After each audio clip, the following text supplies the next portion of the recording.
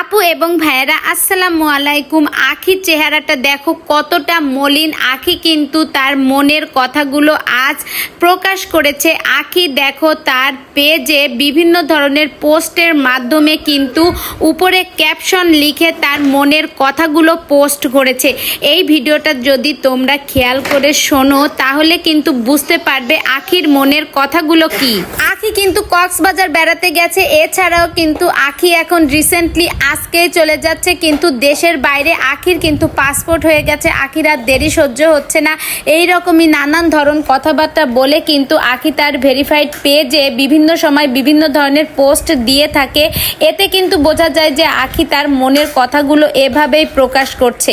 এছাড়াও আখি কিন্তু এই যে ভিডিওটা আপনারা দেখতে পাচ্ছেন, এই ভিডিওটার উপরের ক্যাপশনে কিন্তু আখি তার মনের কথা লিখে একটা পোস্টও দিয়েছে।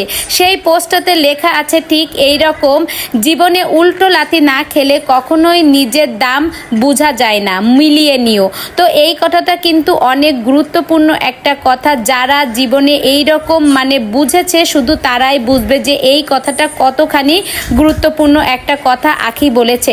এছাড়াও কিন্তু আখিকে যারা বুঝতে পারে তারাই শুধু বোঝে যে আখি কেমন। আখি কিন্তু আসলে একটা ডায়মন্ড।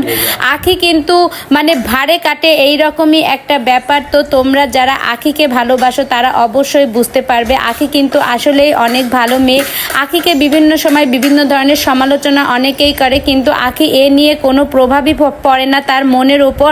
আখি কিন্তু আখির মতোই এগিয়ে যাচ্ছে। দেখো আখি কিন্তু খুব তাড়াতাড়ি দেশের বাইরে যেতে চেয়েছিল, সেটাও কিন্তু হয়ে গেল। আর এই বিষয়টা নিয়ে কিন্তু আখি আর একটা কথা লিখেছে, আমাকে হারিয়েছো তুমি তোমার আক্কেল দাঁত হারাইছো।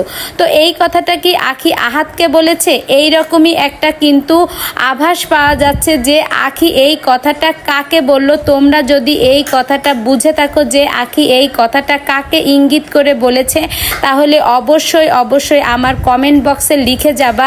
আর আখির সব ভিডিও তোমাদের কাছে কেমন লাগে অবশ্যই সেটাও বলবা। আখির যে কোনো ভিডিও আমার কাছে খুবই ভালো লাগে। সবচেয়ে বেশি ভালো লাগে আখির এই ছোট ছোট ক্যাপশনগুলো, যেগুলো থেকে আখি তার মনের কথাগুলো প্রকাশ করতে পারে।